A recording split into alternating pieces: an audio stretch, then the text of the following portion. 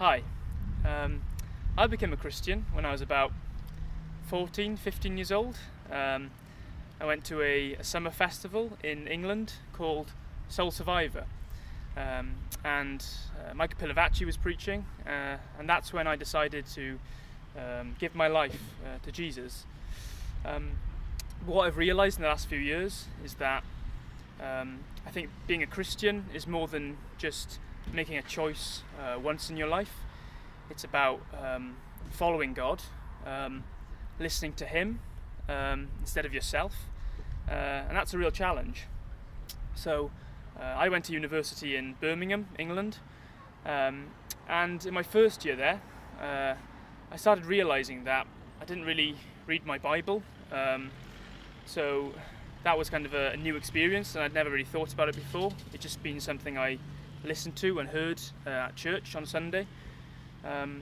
But as I kind of, in my second and third year at university, I started reading the Bible more and kind of realising that it was the voice of God for my life. I realised that that's where I encountered Jesus. That's where I realised that Jesus was God, that God had sent Him to earth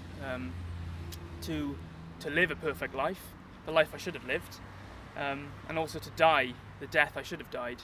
So He took my sin upon Himself, and He died on the cross for me, which really shows me how much God loves me. And that is the good news of the gospel, that God loves us, He adores us, and He wants a relationship with us. Now that doesn't mean we can do what we want. I think Jesus has set us free from our sin, and then God calls us to live for Him. And that means saying no to a lot of things in the world. So at university again, I kind of learned that I couldn't do everything I wanted, and when I did do those things, I kind of felt bad and I felt dirty. So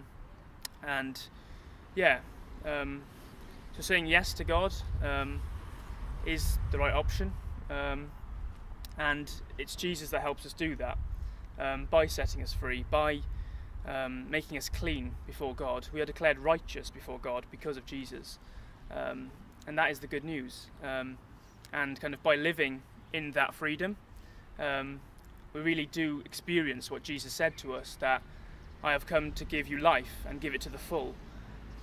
So if you're a Christian, I would tell you to live for Jesus. I'd really kind of recommend it because it's the best way to live.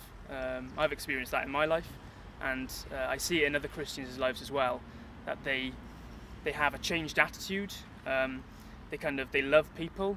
They're not as selfish as they were, and I've experienced that in my own life as well. So yeah, I'd say keep going. I'd say follow Jesus. Realize how much God loves you, and